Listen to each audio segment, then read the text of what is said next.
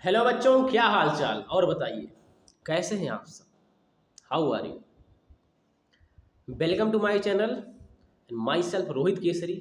हम आप सभी का स्वागत करते हैं अपने इस यूट्यूब के प्लेटफॉर्म पे। ओके।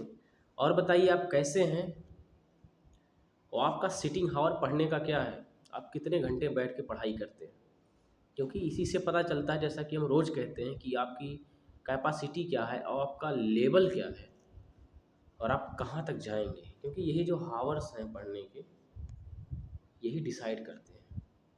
ठीक है। और today's topic is CFPI, consumer food price index. Consumer price index नहीं, कंज्यूमर फूड प्राइस इंडेक्स। ये होता क्या है इसके बारे में हम जानेंगे। ये तो ई बन गया, ठीक है। इसके बारे में हम जानेंगे, इसके फायदे क्या हैं। ठीक है। जिस समय प्रोसेस चालू हुआ था, वो चालू होने का रीज़न क्या था, कि इसको लाया क्यों गया था, इसके बारे में डिस्कस करेंगे। पढ़ाई शुरू होने से पहले हम एक बेहतरीन थॉट के साथ शुरुआत करते हैं। ठीक है। टॉपिक तो पता चल गया आपको आज क्या पढ़ाया जाएगा। ध्यान से सुनिएगा इस चीज़ को। क्या है, मैं गरुड़ कृष्ण, ध्यान देना। मैं गरुड़ कृष्ण, मैं पक्षीराज, सिर पर न चाहिए मुझे ताज। दुर्योधन पर है विपत्ति घोर, और सकता न किसी विध उसे छोड़। ये कर्ण कह रहा है, रण खेत पाटना है मुझको, रणखेत पाटना है मुझको, अहिपास काटना है मुझको। ध्यान से सुनना और इसकी गहराइयों में उतरना। अब थोड़ा दिमाग को स्थिर करके सुनना। संग्राम सिंधु लहराता है, मतलब समझो, युद्ध चालू हो गया है और मुझे दिखाई पड़ रहा है कि सेनाएं लड़ रही हैं आपस में। संग्राम सिंधु लहराता है और सामने प्रलय घार आता है। जब आपस में दो सेनाएं भिड़ रही हैं, तो या तो इनको मार डालेंगे या तो इनको मार डालेंगे। ठीक है। सामने प्रलय घहराता है और रह रह कर भुजा फड़कती है। ध्यान देना। सामने प्रलय घहराता है, रह रह कर भुजा कड़कती है, बिजली सी नसें कड़कती हैं। रह रह कर भुजा फड़कती है, बिजली सी नसें कड़कती हैं, और चाहता तुरंत मैं कूद पड़ूं, चाहता तुरंत मैं कूद पड़ूं, जीतूं या समर में डूब मरूं। ये बेहतरीन लाइन है जो रामधारी सिंह दिनकर के द्वारा लिखी गई है, उनको सैल्यूट है। कर्ण और कृष्ण के संवाद की लाइन है, ये रश्मि रथी का तृतीय सर्ग है। आप इसको पढ़िएगा, आपके रोंगटे ना खड़े हो जाएं तो मेरा नाम बदल दीजिएगा, मतलब मैं खुद बदल लूँगा।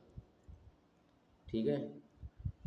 तो कहने का मतलब है, ये सब चीज़ें सुना करो, ये सब फील देती हैं अंदर से। हाँ सर, मैं भी कुछ कर सकता हूँ जीवन में। मोह माया सब खत्म हो जाती है तब।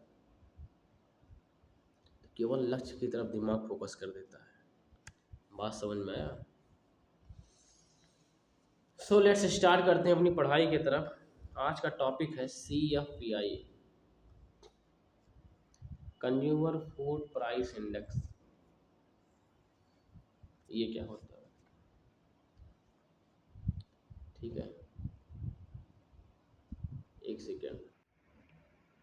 ठीक है।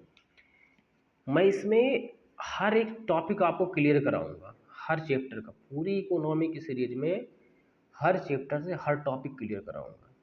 ऐसा शायद इस पूरे यूट्यूब चैनल पर किसी भी टीचर ने ना किया होगा।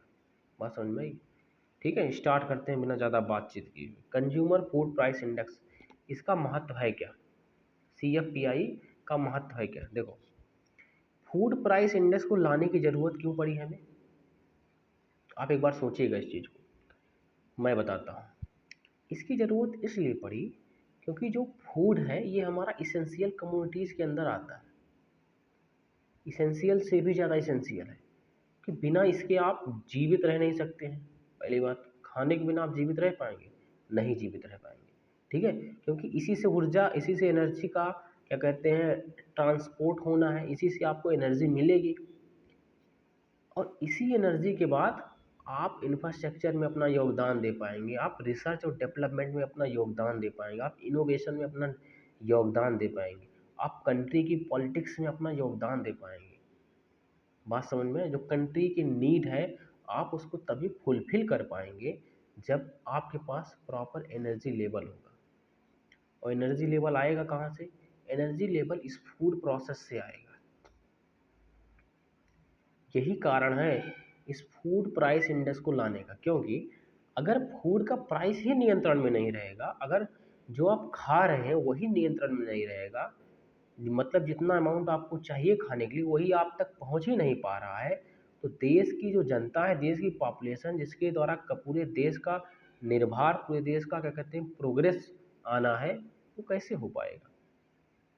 तो यही कारण है फूड प्राइस इंडेक्स को बनाया गया ना, जिसके कारण जो आपकी थाली में जो फूड आता है, ठीक है, जो फूड आइटम आते हैं वो फुलफिल अमाउंट में रहें, इस हिसाब से प्राइस उसका सेट किया जाए। बात समझ में आए? तो इसलिए इसको मेजर करना ज़रूरी हो गया था फूड को, अन्यथा फूड इन्फ्लेशन, अभी हमने इस वीडियो के पहले डिस्कस किया ना फूड इन्फ्लेशन के बारे में, अन्यथा फूड इन्फ्लेशन आ जाएगा। तो उस फूड इन्फ्लेशन से निपटने के लिए, मतलब सिंपल लॉजिक में, सिंपल लाइन में, उस फूड इन्फ्लेशन से निपटने के लिए फूड प्राइस इंडेक्स का होना जरूरी था, इसीलिए इसको बनाया गया। This is the logic behind it. समझ में आया? आगे बढ़ते हैं। आगे क्या है?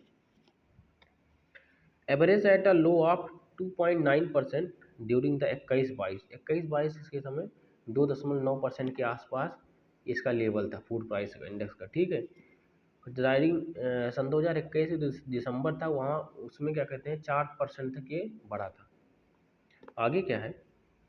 Against 9.1% in the presiding year, उससे पहले जो 10, 11, 12, 15 ये जो सन चले थे, तो इसमें क्या कहते हैं फूड प्राइस जो आपका था 9.1% के आसपास था, ठीक है।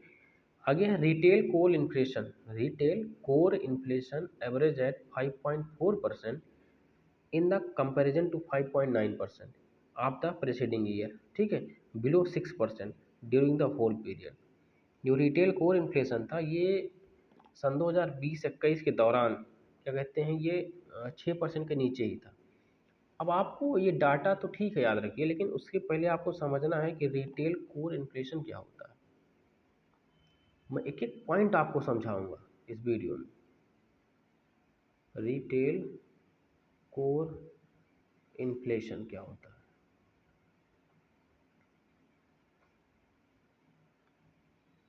अच्छा, आपने कभी शेयर मार्केट चलाया है?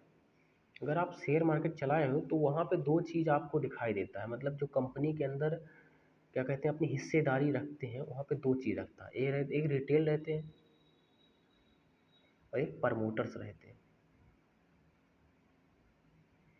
इन दोनों में आपको डिफरेंस क्या दिखता है? इन दोनों में डिफरेंस ये है, जो प्रमोटर्स क्या होते हैं, जो कंपनी को प्रमोट करते हैं, कंपनी को बढ़ाते हैं। बात समझ में? रिटेलर जो इसको सेल करते हैं, इसको प्रोसेस में लेके आते हैं। बात समझ में आई? तो इसीलिए ये जो रिटेल कोर इन्फ्लेशन है इसका भी मेजर होना जरूरी है। मतलब इसका मतलब क्या है आपको ये समझना है। अभी मैंने इसके बारे में कम बताया है, आप इसको रिटेल कोर इन्फ्लेशन एक बार फिर से बैठिएगा और ध्यान से पढ़िएगा रिटेल कोर इन्फ्लेशन होता है, क्योंकि इससे क्वेश्चन यूपीएससी में पूछा जाता है। आगे है food and beverage, fuel and light, transport and communication together with the miscellaneous group accounted for the about around 35% of overall inflation during the year, remain the major driver of inflation। ये actually में food beverage हुए, fuel और light हुआ, transport और communication हुए, ठीक है, ये सब जो थे ये मेजर ड्राइवर थे इन्फ्लेशन के, ठीक है, इन्फ्लेशन को बढ़ाने के मेजर कारक थे, ठीक है। Largely due to the high prices of crude oil का हाई प्राइस होने के कारण और पेट्रोलियम प्रोडक्ट का इंटरनेशनल मार्केट में हाई प्राइस होने के कारण इन्फ्लेशन बहुत ज़्यादा गहरा प्रभाव पड़ता है, ठीक है। अब अगर क्या कहते हैं पेट्रोल और डीजल के दाम बढ़ेंगे तो आपको टैक्स भी तो हाई देना पड़ेगा, आपको टैक्स भी हाई देना पड़ेगा।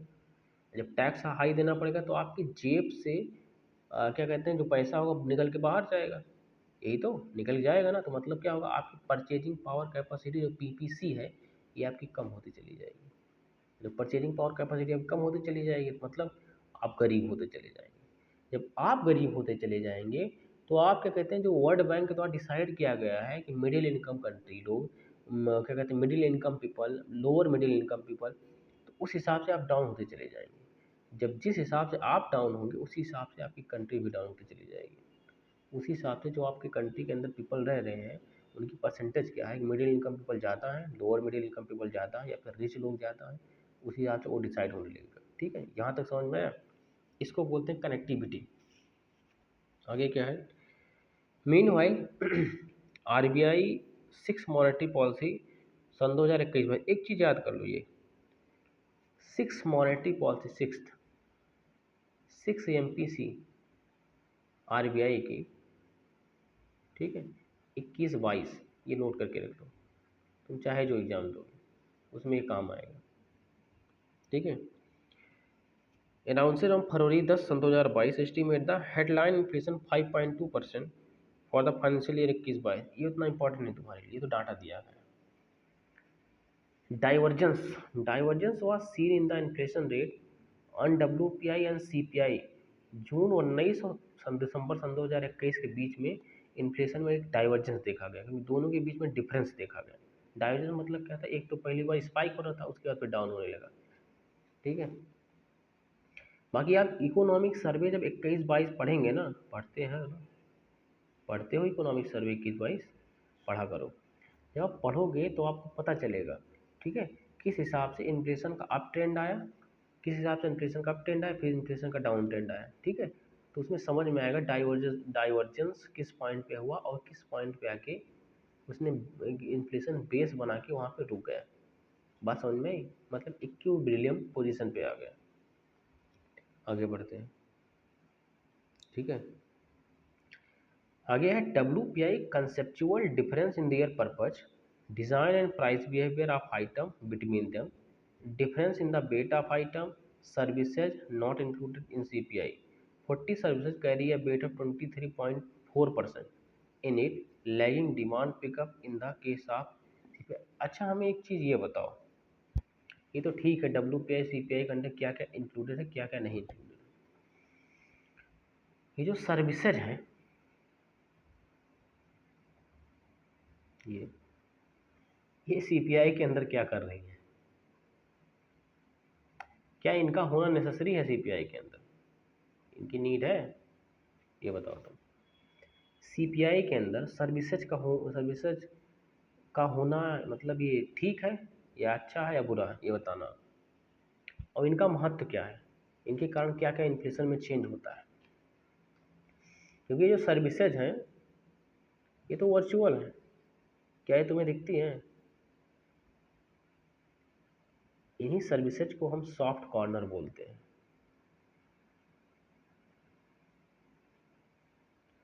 और इसी पूरी प्रक्रिया को हम सॉफ्ट कॉर्नर इफेक्ट बोलेंगे इन्फ्लेशन के अंदर। ठीक है, सर्विसेज इसी को बोलेंगे सॉफ्ट कॉर्नर इफेक्ट। तो सर्विसेज एक्चुअली में क्या था, सर्विसेज जो है ये मीडियम का काम करती है। तो तुम्हारा गुड्स है ना, ठीक है, ये जो ट्रांसपोर्ट हुआ था, मान लो इस जगह से इस जगह पे गया, स्थान A से स्थान B तक ये ट्रांसपोर्ट हो गया, लेकिन बीच में इनको मतलब जो ट्रांसपोर्ट तो हो रहा था, ठीक है, लेकिन इस ट्रांसपोर्ट को ईजियर बनाने के लिए जो प्रक्रिया लगी वही हमारी सर्विसेज। पहले तो इनको देखा गया, लेकिन स्टार्टिंग में इनको समझ नहीं पाया कि इनका इन्फ्लेशन में कोई इफेक्ट आता है। लेकिन जब धीरे धीरे हमने समझना चालू किया कि यहाँ पे जब कोर इन्फ्लेशन आता है, कोर सेक्टर में कोई दिक्कत आती है, एनर्जी सेक्टर में कोई दिक्कत आती है इन्फ्लेशन के कारण से, तो यहाँ पे इफेक्ट पड़ता है। और जब यहाँ पे इफेक्ट पड़ने लगा, इन्हीं इफेक्ट के कारण से ये जो गुड्स यहाँ से यहाँ तक जा रहा था ये महंगा होने लगा। तो ये था सर्विसेज का योगदान, इस कारण से इसको CPI के अंदर इंक्लूड किया गया। गुड्स एंड सर्विसेज दोनों में आपस में रिलेशन है, आपको इसको समझना चाहिए। बात समझ में आया? तो ये प्रक्रिया थी। अब फिर धीरे धीरे फ्यूचर में आते आते क्या हुआ, इस सर्विसेज का पूरा रोड मैप तैयार हो गया। पता नहीं कितनी कंपनियां इसी सर्विसेज पे खुल गई, TCS, Microsoft, Wipro, Ola, Uber, these are services companies. These are not productive company, ये प्रोडक्ट नहीं पैदा करती, ये केवल सर्विसेज कंपनीज, ये सर्विस पैदा करती है, या तो कोई मैनेज कर रही है या कोई सर्विस प्रदान कर रही है, ये प्रोडक्टिव कंपनी नहीं है। प्रोडक्ट क्या होता है? प्रोडक्ट मतलब होता है यू आर प्रोड्यूसिंग समथिंग, ठीक है, जो कि दिख रहा है, रियलिटी दिख रहा है, वर्चुअल नहीं है, रियल में दिख रहा है, ठीक है। मोबाइल, मान लो स्मार्टफोन किसी ने बनाया तो स्मार्टफोन दिख रहा है, बात समझ में? ये लॉजिक। तो आपको समझना है what is the connection between goods and services, ठीक है। और सर्विसेज का योगदान क्या है गुड्स के महंगे होने में? जब इन्फ्लेशन आता है, अगर मान लो फ्यूल के प्राइस, एनर्जी के प्राइस इंक्रीज हो रहे हैं, तो सर्विसेज पर उसका इफेक्ट क्या होगा, उस कारण से गुड्स का क्या हाल होगा, ठीक है। समझ में आया? आगे बढ़ते हैं। अगर मान लो लिखा है large differential gap witness the between rural and the urban CPI सन 2018 और 21 में एक मतलब लार्ज गैप मिला देखने को अर्बन और रूरल सेक्टर के, जो कि इन्फ्लेशन था, ठीक, इन्फ्लेशनरी गैप जो था। Account on differential rate of food inflation and differences in the weight item, उनके बेट आइटम में डिफरेंस मिला, ठीक है। Together with the consumption pattern of the population जो कंजप्शन पैटर्न था उसमें भी चेंज देखने को मिला 20-21 के सिनारियों में, ठीक है। फूड एंड बेवरेज हुआ, फ्यूल एंड लाइट हुआ, ठीक है। डिफरेंशियल वांटेड बाई, देखो एक चीज़ मैं बता रहा हूँ इसमें क्या बोलते हैं, इसमें लिखा था inflation and differences in the weight of item, ठीक है, और कंजप्शन पैटर्न, दो चीज़ देखना, समझना। इस चीज़ थोड़ा बोरिंग है सेशन क्योंकि ये टॉपिक ही उस तरह है, लेकिन इसको डाटा और फैक्ट अच्छे अच्छे हैं। देखो वेट, वेट ऑफ आइटम एक चीज़ ये, और दूसरा कंजप्शन,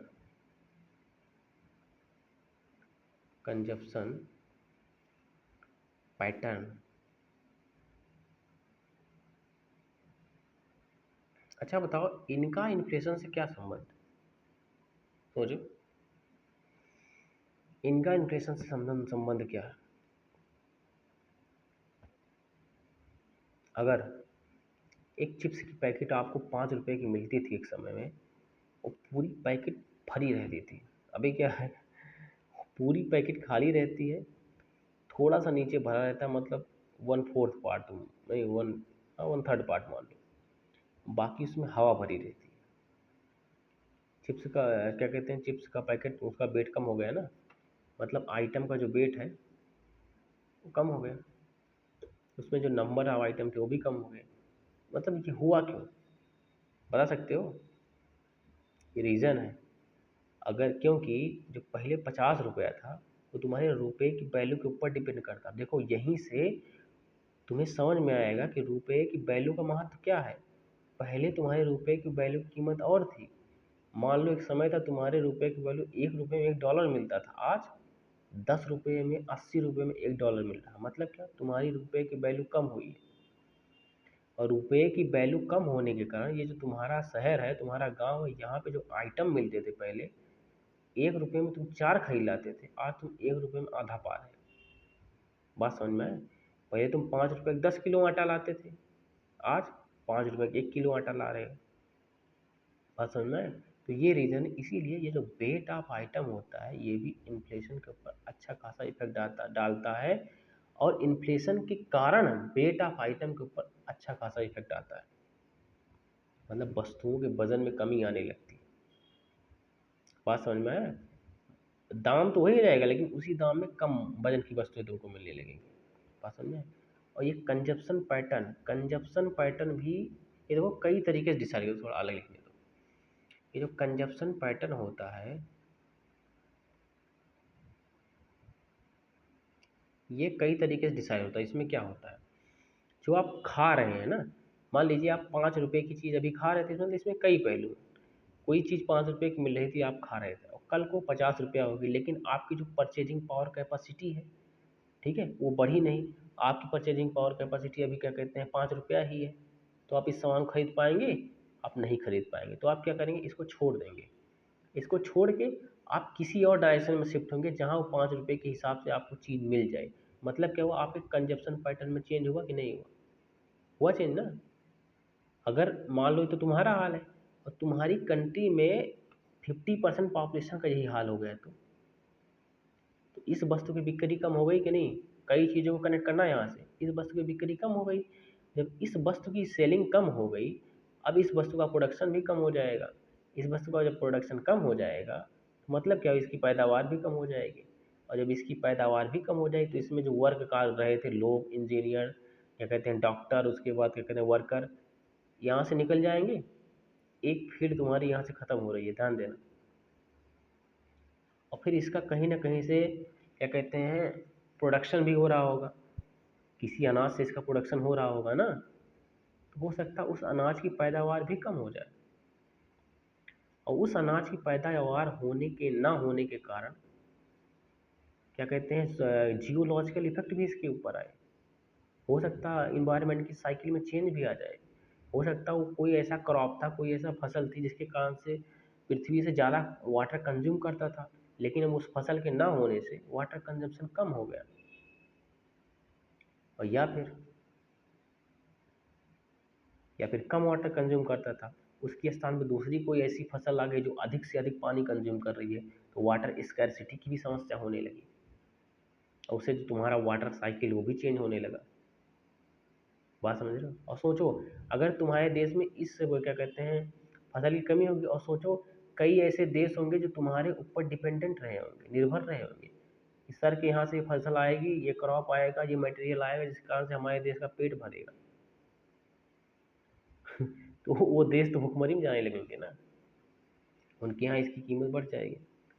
तो आप सोचो कंजप्शन पैटर्न से मैंने कितनी चीज़ें कनेक्ट कराई आपको। इस लेवल की थिंकिंग बढ़ाओ, फिर आनंद आएगा पढ़ने में। समझ में आया? आगे बढ़ते हैं।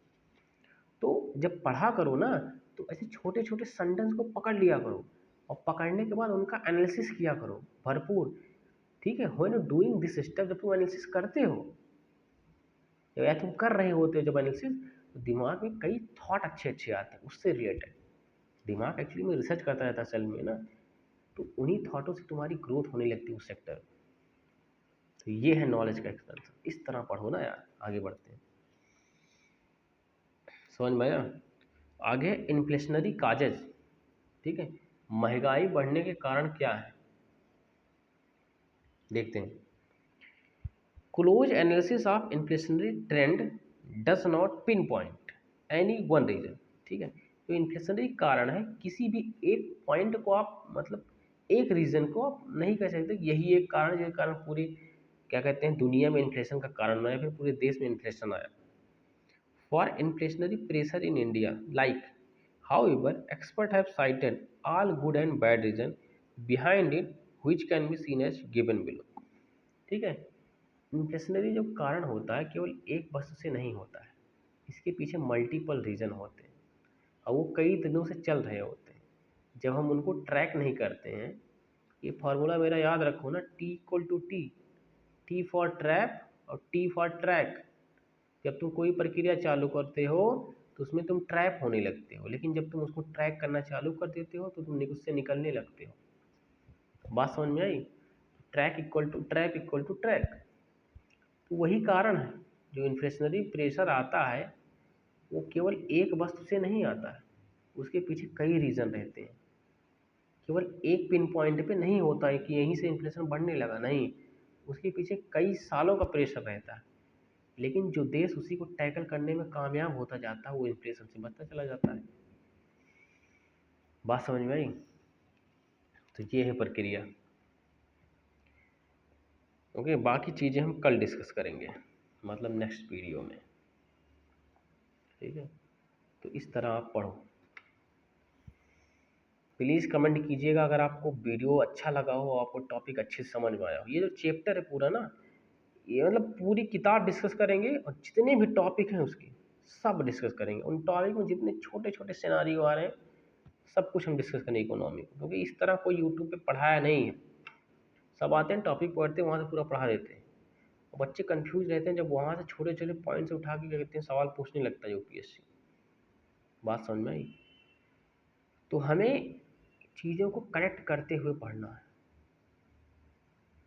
कनेक्ट करते हुए पढ़ना है। जब इस वे में हम पढ़ेंगे तो हम एक प्रोडक्टिव चीज़ डेवलप कर पाएंगे। बात समझ में आई?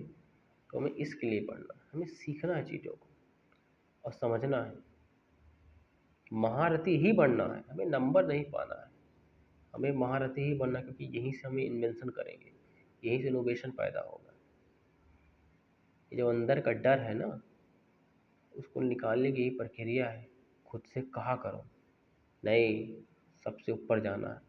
ये सब कोचिंग वाले डरवाते हैं ना बच्चों को, कह रहे नहीं तुम केवल नंबर के लिए पढ़ो, तुम ये पढ़ो, नहीं ऐसा कुछ नहीं करना है।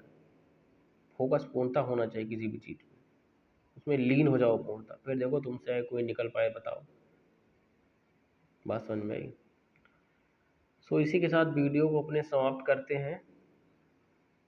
Thank you for watching my session. फिर मिलते हैं। स्वस्थ रहो, खाओ पियो, मस्त रहो। तो यार योग और ध्यान, इसको त्यागो मत, ठीक है? इसे पूरा फोकस करो, क्योंकि यही तुम्हारे जीवन को बनाएगा, ये रियलिटी है।